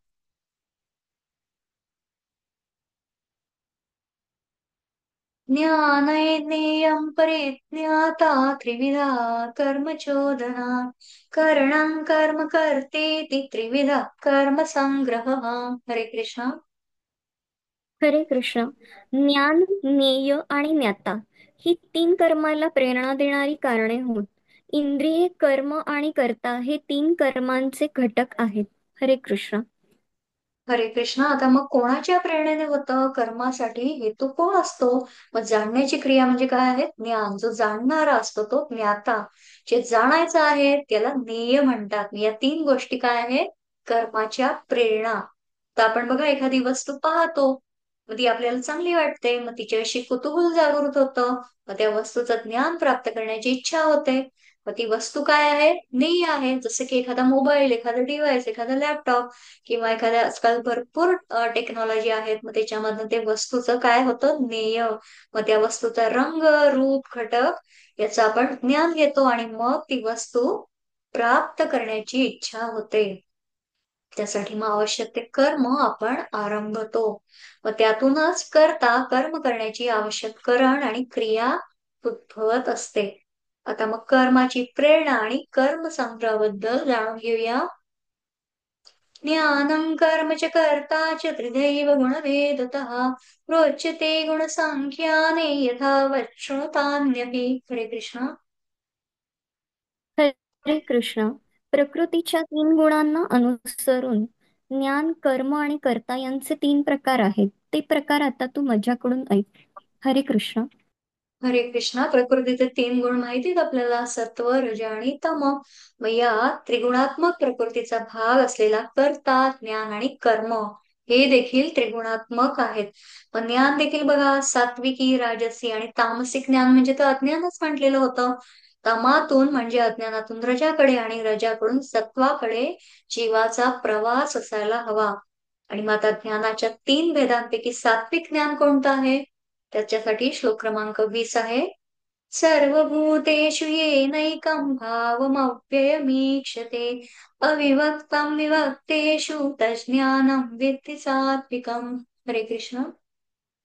हरे कृष्ण. ज्या ज्ञानामुळे अनंत रूपात विभाजित असलेल्या सर्व जीवांमध्ये एकच अविभक्त आध्यात्मिक स्वभाव दिसून येतो, त्या ज्ञानाला तू सात्विक समज. हरे कृष्ण. हरे कृष्णा. सर्व भूत हिते रताः म्हणजे भवती इति भूताः या न्यायाने जर आपण बघितलं, सर्व पशु पक्षी किडे मुंग्या या सर्व प्रकारचे सजीव निर्जीव जे अस्तित्वात येतात ते काय आहे? भूत होतात. म्हणजे भगवंत म्हणतात की ज्या ज्ञानाने सर्व वस्तूंमध्ये एक तत्व दिसतं. ज्याप्रमाणे नाथ महाराजांची कथा माहिती आहे की कशा प्रकारे त्यांनी जे त्या गाढवाला, तहानलेल्या गाढवाला ते गंगाजल पाजलेलं होतं. त्यांनी काय पाहिलं होतं? एक तत्व. सर्व चराचरामध्ये विश्व वेगवेगळं असून सुद्धा या सर्वांमध्ये एकच तत्व असतं. आणि मग ते काय आहे? ते ज्ञान होणं म्हणजे सात्विक ज्ञान. बघा, सायन्स म्हणजे वैज्ञानिक दृष्ट्या जर आपण जाणलं, सर्व वस्तूंमध्ये अणु आणि परमाणू असतात. माऊलींनी ज्याप्रमाणे भिंत चालवली, निर्जीव भिंत चालवली, आपण माहिती आहे ती. तर मग परमाणूमध्ये इलेक्ट्रॉन, न्यूट्रॉन, प्रोटॉन आणि अवकाश असतं. म्हणजे विश्वातील प्रत्येक वस्तूला एक विशिष्ट तरंग, वेव असतात. आणि मग शास्त्रीय दृष्टीतून पाहिलं तर सर्व गोष्टींमधना असणारा तरंग हे त्यांच्यातील एक तत्व आहे. आणि या पलीकडे सर्वांमध्ये एकच आत्मतत्व असतं. आणि मग हे ज्ञान काय आहे? सात्विक ज्ञान. पुढे सांगितलं आहे राजसिक. पृथक्त्वेन तु यज्ञानं नानाभावान् पृथक्विधान् वेत्ति सर्वेषु भूतेषु तज्ज्ञानं विद्धि राजसम्. हरे कृष्ण. हरे कृष्ण. ज्या ज्ञानामुळे एखादा मनुष्य विभिन्न शरीरात भिन्न भिन्न प्रकारचा जीव पाहतो, ते ज्ञान राजस होय असे जाण. हरे कृष्ण. हरे कृष्णा. तर राजसिक ज्ञान म्हणजे या कारणाने सर्व बघा वेगवेगळे भाव प्रतीत होतात. मग ते काय आहे? राजसिक. म्हणजे शास्त्रामध्ये बघा प्राण्यांचे वेगवेगळ्या निकषांवर वर्गीकरण केलं जातं. ज्याप्रमाणे मग जलचर, भूचर, खेचर असा भेद दिसतो. हे काय आहे? राजसिक ज्ञान. आता संत तुकाराम महाराज माहिती आहे सर्वांना, ते भंडारा डोंगरावर ते जेव्हा भजन करत आणि मग सुरुवातीला पक्षी सुद्धा त्यांच्या जवळ येत नसत. आणि मग तुकाराम महाराजांना याचं इतकं वाईट वाटत होतं. मग जसं जसं त्यांच्यातील संतत्व प्रकट होऊ लागलं, मग ते जे वेव्स असतात त्या लहरी जेव्हा ते पक्ष्यांपर्यंत पोहोचल्या आणि मग पक्षींचं काय झालं? त्यांच्या अंगा खांद्यावर येऊन बसायला लागले. त्यांचं भजन तर चालूच राहायचं आणि मग पक्ष्यांना देखील त्यांचं भय वाटेनासं झालं. जेव्हा असे अनेकातून एकत्व प्रकटतं तेव्हा पशु पक्ष्यांना देखील अशा संतांचं भय वाटत नाही. आणि मग विश्वामध्ये वेगवेगळे भाव दिसणं हे राजस ज्ञान आहे. तामस काय आहे? तर ते जाणून घेऊया. यत् कृत्स्नवदे एकस्मिन् कार्ये सक्तमहैतुकम् अतत्त्वार्थवदल्पञ्च तत्तामसमुदार्तम्. हरे कृष्ण. हरे कृष्ण. आणि ते ज्ञान ज्यामुळे मनुष्य एकाच प्रकारच्या कार्याला सर्वस्व समजून आसक्त होतो, त्याला सत्याचे ज्ञान राहत नाही व जे अतिशय अल्प असते त्या ज्ञानाला तमोगुणी ज्ञान म्हणतात. हरे कृष्ण. हरे कृष्ण. आता बघा याच्यामध्ये तात्पर्यामध्ये सुद्धा श्रील प्रभुपादांनी सांगून दिलंय की हे जे ज्ञान आहे म्हणजे याचा परमसत्याशी काहीच संबंध नसतो. म्हणजे हे काय आहे? अज्ञानच आहे. का? तर मग ज्या कारणाने देहासक्ती येते, तीव्र देहबुद्धी उत्पन्न होते, मग ते तामस आहे. राजस ज्ञानात म्हणजे वेगवेगळे भाव प्रतीत होतात, ते तीव्र देहबुद्धीने तीव्र होतात. त्यामुळे माझा संप्रदाय श्रेष्ठ मी म्हणतो तेच खरं, अशी तामसी वृत्ती कुठेतरी वाढते आणि मग अशा तामस व्यक्ती अज्ञानाच्या अंधारात बुडून जातात. असतोमा सत्गमय तमसोमा ज्योतिर्गमय. म्हणजे ईश्वर आम्हाला काय कर, या असत्याकडून सत्याकडे, अंधकाराकडून प्रकाशाकडे घेऊन चल. देहबुद्धीचा त्याग करून प्रथम या विश्वातील विविधतेचं ज्ञान प्राप्त करायला हवं. आणि मग त्या वैविध्यामध्ये जे एक तत्व भरून राहिलं आहे ते जाणून सात्विक ज्ञानाकडे वाटचाल करायला हवी. तर मग ज्ञानाप्रमाणे कर्म देखील त्रिगुणात्मक आहे. आता आपण ज्ञान जाणलं, मग आता कर्माबद्दल जाणून घेऊया की सात्विक कर्म मग कसं आहे. नियतां संगरहितं रागद्वेषतः फलप्रेप्सुना कर्म यत्तत् सात्विकमुच्यते. हरे कृष्ण. हरे कृष्ण. जे कर्म नेमलेले आहे व आसक्तीशिवाय केले जाते, जे रागद्वेष न ठेवता आणि फलप्राप्तीच्या इच्छेविना केले जाते, त्या कर्माला सात्विक कर्म म्हणतात. हरे कृष्ण. हे कृष्ण. आता बघा सात्विक कर्माचे इथे वर्णन आहे की जे कर्म वर्ण आश्रमाप्रमाणे प्राप्त होतं ते काय आहे? विहित कर्म. हितकारक कर्म म्हणजेच विहित कर्म, म्हणजे त्यात देखील जे कार्य आपल्याला नेमून दिलेलं आहे ते नियत कर्म आहे. जे विद्यार्थ्याने अभ्यास करणं हे काय आहे? विहित कर्म आहे. मग तो विद्यार्थी वैद्यक शाखेचा अभ्यास करणारा असेल, मग त्या विषयांचा अभ्यास हे त्याचं नियत कर्म होतं. त्याचप्रमाणे बघा, अर्थार्जन उचित मार्गाने केलेलं अर्थार्जन ते करून मग कुटुंबाचं पालन पोषण करणं हे गृहस्थाचं काय आहे? विहित कर्म. अर्थार्जनासाठी मग नोकरी करणं, दुकान चालवणं, व्यवसाय करणं, व्यापार करणं हा त्याच्या कौशल्याप्रमाणे, पात्रतेप्रमाणे प्राप्त झालेला नियत कर्म आहे. असं नियत कर्म जेव्हा कर्तव्य भावनेने कर्माची आणि कर्मफळाची आसक्ती सोडून कर्तृत्वाचा त्याग करून केलं जातं त्याला काय म्हटलंय? सात्विक कर्म. आणि अशा कर्मासाठी मातेचं उदाहरण पाहूया. आता माता तर सर्वोत्तम मातृदेवो भव आपल्याला शिकवलंय शास्त्रात. माता बघा मुलांचं संगोपन निरपेक्ष भावनेने करते. जे मुलाने मोठं होऊन माझ्यासाठी काही करावं अशी त्यामध्ये कोणतीही अपेक्षा असते का? नसते. मग मातेचं हे कर्म काय आहे? सात्विक कर्म आहे. म्हणजे माता जैसे अंग मोडून जीव प्राण वेचून तैसे स्वकर्माचे अनुष्ठान फळावरती न ठेवता भान. त्यामुळे आपण अनंत म्हणजे कितीही ऋणामध्ये कितीही ते ऋण फेडू शकत नाही. त्यामुळे मातृदेवो भव, पितृदेवो भव, आचार्य देवो भव. आचार्य आपल्याला जे काही ज्ञान देतात, पिता आपलं पालन पोषण करतात, माता आपली संगोपन करते, संस्कार देते. मग या ऋणांमधनं कधीही मुक्तता होऊ शकत नाही. आणि हे भान अवश्य ठेवायला हवं. पुढे बघूया राजस कर्मबद्दल. यत्तु प्र यत्तु कामेत्सुना कर्म साहंकारेण वा पुनः क्रियते बहुलायासं तद्राजसमुदाहृतम्. हरे कृष्ण. हरे कृष्ण. परंतु फलाशेची इच्छा धरणाऱ्या मनुष्याकडून मोठ्या प्रयासाने जे कर्म केले जाते व जे मिथ्या अहंकारयुक्त बुद्धीने केले जाते ते रजोगुणी कर्म होय. हरे कृष्ण. हरे कृष्ण. आता राजसी कर्म काय आहे? त्याच्यामध्ये सांगितलंय की आता बघा एखादं उदाहरण घेऊया. विद्यार्थी आहे, मग त्यांनी ते त्याचा होमवर्क, पाठ वगैरे जे काही अभ्यास आहे, तर हे माझं काम आहे हे जाणून कर्तव्य बुद्धीने केलेला अभ्यास तो काय आहे? विद्यार्थी. मग तो दुसरा एखादा स्वतःहून अभ्यास करत नाही, मग एखाद्या घरामध्ये असं पाहायला मिळतं. मग तेव्हा त्याची आई काय करते की त्याला अभ्यास केल्यावर काहीतरी एखादं गोड पदार्थ किंवा काहीतरी देण्याचं, एखादे पदार्थ किंवा आईस्क्रीम वगैरे अशा सारख्या गोष्टी देण्याचं कुठेतरी आमिष दाखवते. आणि मग त्या आमिषासाठी लालसेपोटी तो काय करतो? अभ्यास करतो. आणि मग अभ्यास केला तर त्यामधनं मला हे मिळणार आहे अशी त्याची अपेक्षा असते. मग हे काय आहे? राजस कर्म. त्यामुळे मग आपल्याला प्राप्त झालेलं कर्म भगवंतांनी आपल्याला दिलेली काय कर्माची संधी आहे अशी जर आपली बघण्याची दृष्टी असेल, त्या त्या कर्माची आपल्याला ओझं होत नाही. आणि मग या उलट मला हे कर्म करावं लागतं आहे अशी दृष्टी असेल, तर मग त्या कर्माचे कष्ट होतातच. काहीतरी मिळवण्यासाठी मला अभ्यास करावा लागणार आहे अशी भावना तिथे असायला हवी. आणि मग त्याच्यामध्ये त्या फळावर जर नजर ठेवली तर त्या कर्माचे कष्ट त्या विद्यार्थ्याला होतात. आणि मग ज्या कर्माचे कष्ट होतात मग ते कर्म काय आहे? राजस कर्म. आणि मग एखादे कर्म केल्यावर त्याबद्दल तुला काय मिळणार आहे? तर बघा, गृहिणी वगैरे सुद्धा असते, सर्वांसाठी स्वयंपाक वगैरे बनवते, किंवा ज्या सर्वांमध्ये ती काय बघते? एक मिळालेली संधी, सेवेची संधी. आणि मग त्याच्यामधनं हे जे राजस कर्म सांगितलं आहे तर हे सर्वोत्तम कर्म नाहीये. पुढे सांगितलं आहे तामस कर्म. अनुबंधं क्षयं हिंसां अनवेक्ष्य च पौरुषं मोहादारभ्यते कर्म यत्त तामसमुच्यते. हरे कृष्ण. हरे कृष्ण.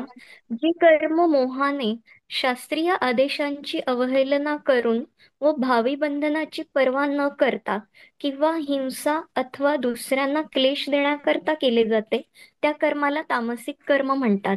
हरे कृष्ण. हरे कृष्णा. तामसिक कर्म म्हणजे दुसऱ्याचा विचार न करणं, परिणामांचा विचार न करणं, जे कर्म केलं ते तामसी आहे. आता अतिरेकी बघा, जे आततायी आहेत ते आपल्या कर्माने या निरपराध लोकांचा जीव घेतात, मग याचा विचार करत नाही. ज्याप्रमाणे आपल्या आसपास अशा बऱ्याच घटना घडत असतात, मग त्यांचे कर्म कसं असतं? तामसी. मग पतंग बघा दिव्यावर झेप घेतो, त्या पतंगी जो किडा असतो, आपण बघतो पावसाळ्याच्या दिवसांमध्ये कशा प्रकारे तो दिव्यावर झेप घेतो, मग त्याच्या त्या कृत्याने काय करतो? तो स्वतः जळतो, पण दिवा सुद्धा विझतो. त्यामुळे मग तामस कर्माने स्वतःच आणि इतरांचं सुद्धा नुकसानच होतं. आता बघा, आपण सात्विक राजस ज्ञानाचा आणि तामस ज्ञान अर्थात अज्ञानाचा कुठेतरी विचार केला. व याच प्रमाणे आता सात्विक राजस आणि तामस कर्म काय आहे मग ते जाणून घेतलं. अशाच पद्धतीने कर्ता सुद्धा सात्विक राजसी आणि तामसी असतो. त्याच्याविषयी भगवंत आपल्याला सांगतायत की कर्ता बद्दल आता जाणून घेऊया. की कर्म आले तर मग कर्ता पण येतोच. म्हणून मग आता सात्विक कर्ता कसा आहे? मुक्त संगो न वादी धृत्युत्साह समन्वितः सिद्ध्य सिद्ध्योर निर्विकार कर्ता सात्विक उच्यते. हरे कृष्णा. हरे कृष्ण. जो मनुष्य प्राकृतिक गुणांचा संग न करता मिथ्या अहंकाराविना निश्चयाने आणि उत्साहाने यशापश यशापयशामुळे विचलित न होता आपले कर्म करतो, त्याला सात्विक कर्ता असे म्हटले जाते. हरे कृष्ण.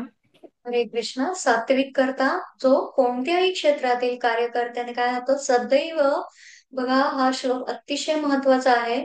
की ज्याचं अंतरंग म्हणजे संगरहित, आसक्ती रहित असतं, म्हणजे हे कार्य मी केले या भावनेपासून मुक्त आहे, तो सात्विक करता. म्हणजे असा करता नेहमीच काय विचार करतो? की या देहाची यंत्रणा, त्यातील शक्ती, बघणं, ऐकणं, स्पर्श करणं, बुद्धीने विचार करणं, या सर्व क्रिया काय आहे? की माझ्यामुळे नाही, तर मग त्या परमात्म्यामुळे घडत आहेत. आणि ही भगवंतांची सृष्टी त्यांनीच घडवलेली आहे. ज्याप्रमाणे तुकाराम महाराजांचा अभंग आपण पाहिलेला होता. साळुंकी मंजुळ बोलत असे वाणी शिकविता धनी वेगळाची, आपुली आबळे नाही मी बोलत सखा कृपावंत वाचा त्याची. तुकाराम महाराज म्हणतात की साळुंकी मंजूळ शब्दात बोलते, पण तिला शिकवणारा धनी कोण आहे? वेगळाच आहे. मी माझ्या वाणीने, माझ्या सत्याने बोलू शकत नाही. शब्द उच्चारण्याची शक्ती त्या भगवंतांनी दिलेली आहे. असा कृपावंत सखा हा पांडुरंग, तोच माझ्या वाणीने बोलतोय. मग जर हे मी नाही केलं तर मग हे कर्म मी का करावे असा विचार येऊ शकतो. पण त्या बदल्यात काहीही मिळणार नसेल तरी सात्विक करता प्रत्येक कार्य ते धृती म्हणजे धैर्य आणि उत्साहाने करतो. धैर्य आणि शौर्य ही बघा विजयरथाची दोन चाकं आहेत. ज्याप्रमाणे बघा हनुमंतांकडे वेळेची मर्यादा असल्यामुळे आपल्याला एक दोन ह्याच्यातच पाहता येईल. ते एक दोन ठीक आहे, शॉर्ट मध्ये बघूया. जेव्हा बघा हनुमंतांकडे सुग्रीवांच्या किंवा प्रभू रामरायांच्या दरबारात असं कोणतंच मंत्रीपद नव्हतं. ते केवळ एक दास्य भक्ती. अतिशय सुंदर वर्णन येतं, ते कधी वेळ आला तर आपण नक्कीच त्याबद्दल बघूया.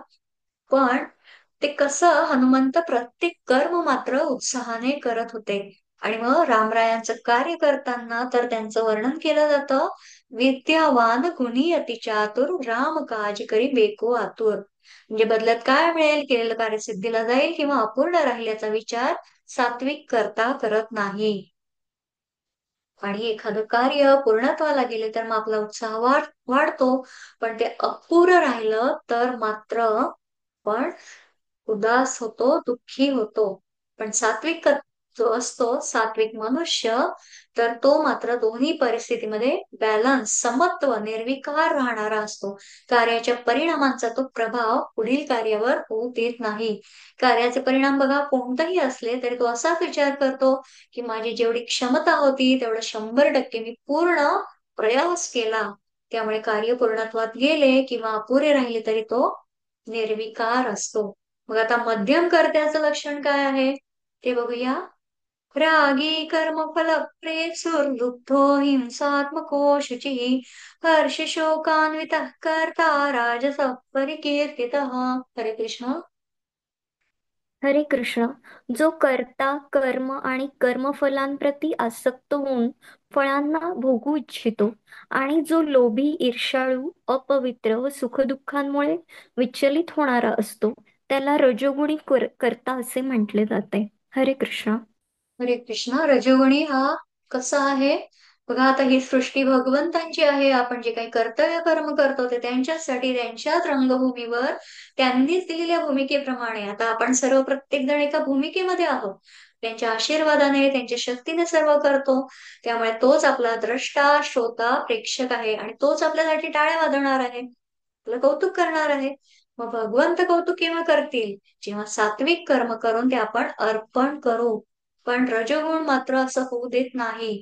म्हणजे हे कर्म माझंच आहे त्यामुळे मीच ते करणार, आणि हे कर्म माझं नाही त्यामुळे मी ते करणार नाही, अशी भावना रजोगुणामध्ये असते. आजकाल आपण पाहतो की एखाद्या संस्थेमध्ये बघा, अनेक वर्ष एखाद्या पदाला एखादा मनुष्य जर असला असेल, पूर्ण त्यांनी ते त्याच्यामध्ये कार्य केलं असेल, आणि आता अगदी वयाच्या जेव्हा अंतिम वृद्धावस्थेमध्ये सुद्धा अगदी 90 पर्यंत, आता आजकाल तर तसं नाही राहिलेलं आहे, पण तरी देखील 90 पर्यंतही निवृत्त होऊन दुसऱ्यावर जबाबदारी देण्याची त्याची इच्छा नसते. हे काय आहे? राजसी वर्णन आहे. पुढे जाऊन बघूया. अयुक्त प्रकृत स्तब्ध शठो नैष्कृतिको लसः विषादी दीर्घसूत्री च कर्ता तामस उच्यते. हरे कृष्ण. हरे कृष्ण. जो कर्ता नेहमी शास्त्राविरुद्ध कर्म करतो, जो भौतिकवादी, हट्टी, कपटी, दुसऱ्यांचा अपमान करण्यास तरबेज असतो व जो आळशी, सदैव खिन्न आणि काम करताना चालढकल करणारा असतो, त्याला तमोगुणी कर्ता असे म्हटले जाते. हरे कृष्ण. हरे कृष्ण. म्हणजे बघा, अयुक्त म्हणजे काय? अनुशासनहीन असणारा, अविचारी, असंस्कृत, सदसद विवेक बुद्धी नसणारा, म्हणजे असा जो जडत्व असलेला, म्हणजे पटापटा कामच न करणारा. आता एखाद्याला काम कर असं सतत सांगावं लागतं तेव्हा तो कुठेतरी काम करतो. शठ म्हणजे काम न करण्याचं बहाणे करणारा, असा धूर्त, म्हणजे दुसऱ्यांच्या उपजीविकेचा नाश करणारा, नकारात्मकतेने भरलेला. अर्थात कुठलंही कर्म केल्याने काय चांगलं होणार आहे, वाईटच होईल असा नकारात्मक विचार. मग त्याचप्रमाणे आळशी, प्रत्येक काम टाळणारा, ही तामसी कर्त्याची लक्षणं आहे. आणि मग अशा प्रकारे ज्ञान, कर्म, कर्ता यांचे भेद विश्लेषण केल्यावर आता भगवंत सांगतायत बुद्धी आणि धृती याबद्दल. आता पाहूया श्लोक क्रमांक 29. बुद्धिभेद बुद्धिर्भेदं धृतेश्चैव गुणतास्त्रिविधं शृणु प्रोच्यमानमशेषेण पृथक्त्वेन धनंजय. हरे कृष्ण. हरे कृष्ण. हे धनंजय, प्रकृतीच्या 3 गुणांनुसार होणारे बुद्धी आणि निश्चय यांचे निरनिराळ्या प्रकारचे भेद आता मी तुला तपशीलवार सांगतो, ते ऐक. हरे कृष्ण. हरे कृष्ण. भगवंत म्हणतात की बघा, ज्याप्रमाणे आता आपण पाहिलं, ज्ञान, कर्म, कर्ता यांचं सत्व, प्रज आणि तम या 3 गुणांमुळे सात्विक, राजस आणि तामस असे 3 प्रकार आहेत. मग त्याचप्रमाणे बुद्धीचे आणि धृतीचं म्हणजे संकल्प शक्ती किंवा धारणा शक्तीचं देखील सात्विक, राजस आणि तामस असे 3 प्रकार असतात. मग ते काय आहेत ते पाहूया. प्रवृत्तींच निवृत्तींच कार्याकार्ये भयाभये बंधम मोक्षेंच या व्यक्ती बुद्धी सा पार्थ सात्विकी. हरे कृष्ण. हरे कृष्ण. हे पार्थ, ज्या बुद्धीद्वारे मनुष्य प्रवृत्ती आणि निवृत्ती, कार्य आणि अकार्य, भय आणि निर्भय, बंधन आणि मोक्ष यांना जाणतो, ती सात्विक बुद्धी होय. हरे कृष्ण. हरे कृष्णा. सात्विक बुद्धी कोणती आहे? की कोणतंही कार्य करण्यासाठी प्रवृत्त व्हावं, आपले कर्म करण्यापासून निवृत्त व्हावं हे सांगणं. म्हणजे काय करायला योग्य आहे, काय करायला अयोग्य आहे. त्याचप्रमाणे भय देखील कुठल्या गोष्टींचं ठेवायला हवं, अभय सुद्धा कुठल्या गोष्टींचं ठेवू नये. आणि मग हे सांगते ती बुद्धी काय आहे, सात्विकी. आता राजसी बुद्धीबद्दल बघूया. यया धर्मम. एक सेकंद.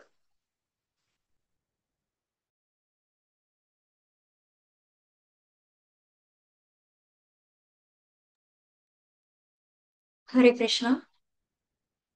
यया धर्मं धर्मञ्च कार्यं च कार्यमेव च अयथावत् प्रजानाति बुद्धिः सा पार्थ राजसी. हरे कृष्ण. हरे कृष्ण. हे पार्थ, जी बुद्धी धर्म आणि अधर्म, कार्य आणि अकार्य यामधील भेद जाणू शकत नाही, ती राजसिक बुद्धी होय. हरे कृष्ण. राजसी बुद्धीबद्दल सांगितलं आहे की जी धर्म अधर्म तसंच कार्य अकार्य हे जाणण्यायोग्य नसते, अयोग्य रीतीने जाणते, अशी बुद्धी राजस बुद्धी आहे. दुर्योधन हे बघा रजोगुण प्रधान असला तरी त्याच्यावर तामस बुद्धीचा पगडा होता. आता ही तामस बुद्धी कशी असते ती बघूया. अधर्मं धर्ममिति या मन्यते तमसावृता सर्वार्थान् विपरीतांश बुद्धिः सा पार्थ तामसी. हरे कृष्णा. हरे कृष्ण. भ्रम आणि अंधकाराच्या प्रभावामुळे जी बुद्धी धर्माला अधर्म व अधर्माला धर्म समजते आणि सदैव विपरीत मार्गाने कार्य करते, ती बुद्धी म्हणजे तामसिक बुद्धी होय. हरे कृष्ण. हरे कृष्णा. तामसी बुद्धी बघा महाभयंकर असते. अधर्मम धर्ममिती, अधर्म हाच धर्म असतो जे करण्यायोग्य नसतं, तेच करण्यायोग्य असतं. असं जो भ्रष्टाचार तोच शिष्टाचार मानला जातो. ज्याप्रमाणे बघा आपण आजकालच्या भौतिक जगतामध्ये पाहत असतो. आणि मग अशी जी बुद्धी सुचवते ती तामसी बुद्धी आहे. तमोगुणाचं बघा अंधकारमय अज्ञानाचं आवरण असलेली ही बुद्धी म्हणजे तामसी बुद्धी सांगितलेली आहे. आता पुढे सात्विकी धृती धैर्य त्याबद्दल जाणूया. श्लोक क्रमांक 33. धृत्यायया धारयते मन प्राणेंद्रिय क्रिया योगिना व्यभिचारिण्या धृती सा पार्थ सात्विकी. हरे कृष्ण. हरे कृष्ण. हे पार्थ, जो निश्चय अचल आहे, जो योगाभ्यासाद्वारे खंबीरपणे धारण केलेला आहे आणि अशा रीतीने जो मन, प्राण आणि इंद्रियांच्या क्रियांना संयमित करतो, तो निश्चय म्हणजे सात्विक निश्चय होय. हरे कृष्ण. हरे कृष्ण. सात्विक धृती म्हणजे निश्चय धैर्य, ज्या बघा दृढ संकल्पनेने मनुष्य आपल्या इंद्रियांवर, चित्तावर, मनावर, बुद्धीवर नियंत्रण मिळवतो. तो दृढ संकल्प जो असतो, निश्चय असतो, तो काय आहे, सात्विक धृती. म्हणजे मन प्राण इंद्रियांवर ज्यांचं नियंत्रण असतं, कंट्रोल असतं, असं धैर्य म्हणजे सात्विक धृती आहे आणि ती जीवनात अतिशय आवश्यक आहे. पुढे बघूया राजसी धृती कोणती आहे मग. यया तु धर्मकामार्थं धृत्या धारयते अर्जुन प्रसंगेन फलांकांक्षी धृतिः सा पार्थ राजसी. हरे कृष्ण. हरे कृष्ण. परंतु हे अर्जुन, ज्या निर्धाराने मनुष्य धर्म, अर्थ आणि काम यांच्या फळांना आसक्त असतो, तो निश्चय राजसिक होय. हरे कृष्ण. बघा आता ज्या धारणा शक्तीद्वारे व फळांची अपेक्षा करणारा मनुष्य अत्यंत लोभीपणाने मग धर्म अर्थ काम हे 3 पुरुषार्थ करतो, मग त्यामध्ये मोक्षापर्यंत पोहोचू शकत नाही. अशी धारणा शक्ती जी आहे ती राजस धृती सांगितली आहे. आता तामस धृती काय आहे. यया स्वप्नं भयं शोकं विषादं मदमेव च न विमुञ्चति दुर्मेधा धृतिः सा पार्थ तामसी. हरे कृष्ण. हरे कृष्ण. हे पार्थ, जी धृती स्वप्न, भय, शोक, विषाद आणि मोहाच्या पलीकडे जाऊ शकत नाही, ती दुर्बुद्धीपूर्ण धृती म्हणजे तामसी धृती होय. हरे कृष्ण. हरे कृष्ण. तर बघा, जे दुष्ट आसुरी वृत्तीचे लोक असतात त्यांची धारणाच अयोग्य असते. म्हणजे ते निद्रा सोडत नाही, दिवस रात्र लोळत पडतात.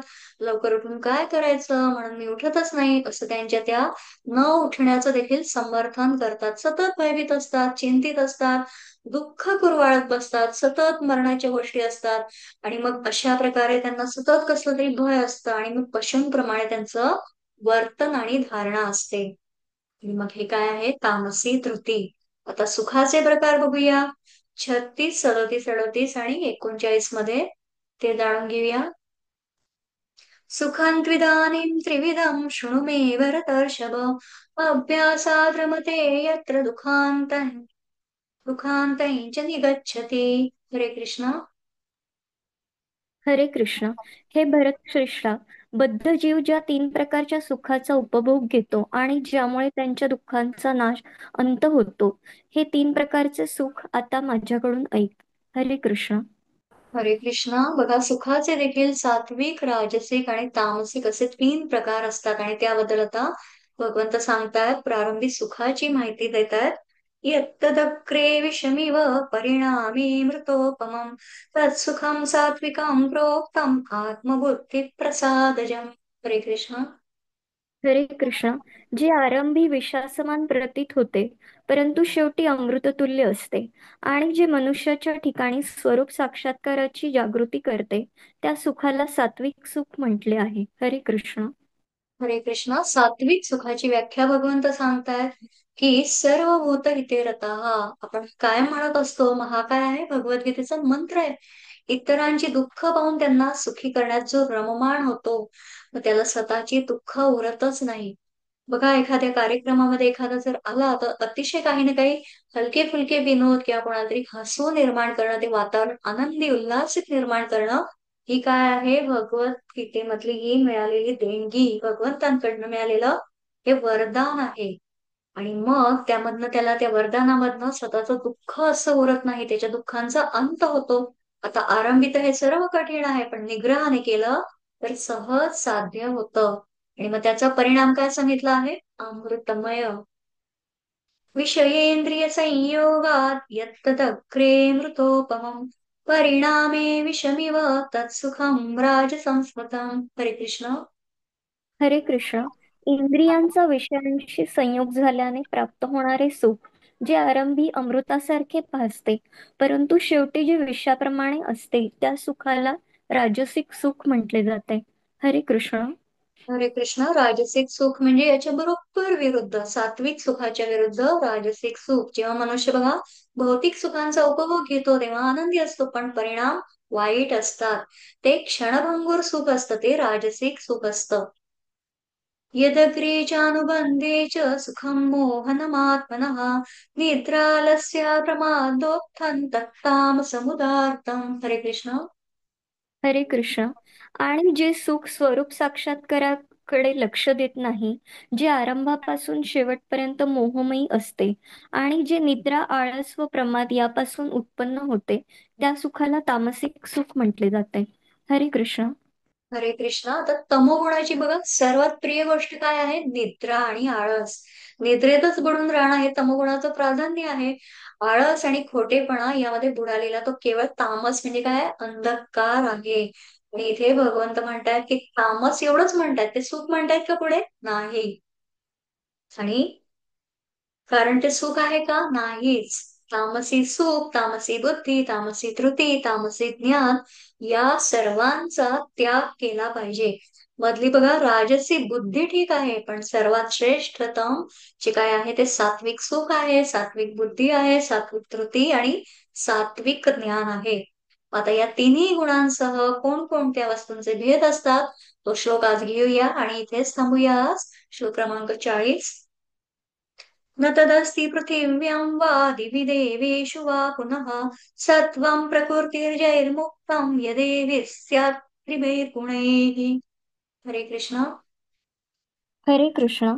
या पृथ्वीवर अथवा उच्चतर ग्रहलोकातील देवदेवतांमध्ये असा कोणीही प्राणी नाही जो या प्रकृतीच्या 3 गुणांपासून मुक्त आहे. हरे कृष्ण. हरे कृष्ण. अतिशय वर्णन खूप चिंतनीय आहे. आणि हा 18वा अध्याय तर खूपच सुंदर आहे. सर्व सारच आपल्याला मिळतं. म्हणजे याच्यात काय सांगितलंय बघा, पृथ्वीमध्ये, स्वर्गामध्ये, देवतांमध्ये, तसंच या शिवाय आणखी कोणतीही अशी कोणती वस्तू, पदार्थ नाही की जे प्रकृतीपासून उत्पन्न झालेल्या या तीनही गुणांपासून रहित असेल. म्हणजेच काय, तर संपूर्ण त्रैलोक्य या 3 गुणांमध्येच आहे. सदैव हे चिंतन जरी ठेवलं तरी आपल्याला याच्यामधनं कधीच कुठला क्लेश होत नाही, समाधानच मिळतं. आणि मग आता या गुणांपासून सुटण्याचा उपाय काय आहे? सात्विक, राजसिक आणि तामसिक ते अध्ययन, चिंतन आपण उद्याच्या याच्यामधनं जाणून घेणार आहोत. कारण आता आपली वेळेची मर्यादा इथे कुठेतरी संपत आलेली आहे. आता इथेच थांबूयात. झालेली सेवा भगवंत चरणी अर्पण करूयात. हरे कृष्ण, हरी बोल.